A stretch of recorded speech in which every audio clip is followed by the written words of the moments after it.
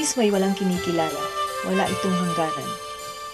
Realidad na mahirap maunawaan o matanggap siguro ng ilang mga pamilya.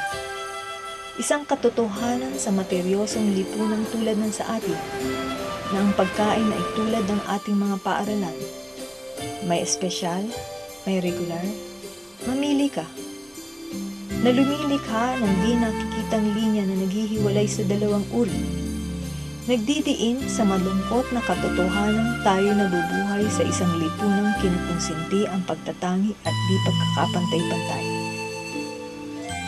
Sa pagpasok ko sa mundong ito ay naipaunawa sa akin na ang mito tungkol sa autismo ay gawa lamang ng pagkawalang muwang at hindi pagkilala ng mga tulad nating sinasabing normal, na tayo man ay may sariling mga kakulangan din. Ang disabilidad nating tumingin lampas sa pisikal nilang pagkatao na may kapasidad ding umunlad at bilang mga anak din ng Diyos. Ang disabilidad nating iwalay ang ating mga sarili sa paniniwalang tayo ay mas superior sa kanila. Ang disabilidad nating tanggapin na maaari pala silang lumabas na mas mahusay pa o kapaki-pakinabang kaysa marami sa atin. Dahil tayo'y pinalaki sa isang lipunan na ang kultura'y tumuturing sa mga may autismo na sintu-sinto, isinumpa, walang silbi, at walang pag-asa. Subalit kapag ang mito'y nabura at ang isip natin nabago, ang pagpapangalan o labeling ay mahihinto. Kung ang kaalaman at pag-unawa sa tunay na kondisyon at kahulugan ng autismo ay papasok, ang inclusion at mainstreaming sa ating bansa ay magiging madali at katanggap-tanggap. Kung hindi, ang lahat ay pangarap lang na naghihintay ng katuparan.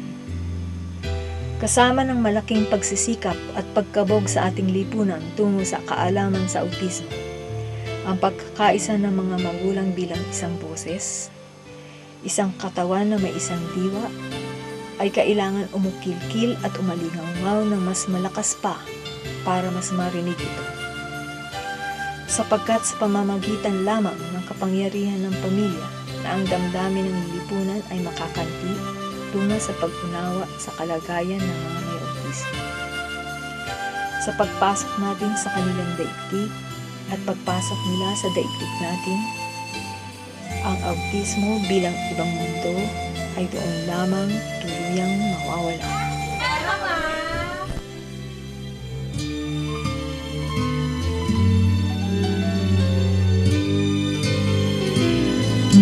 Sana'y di magmahal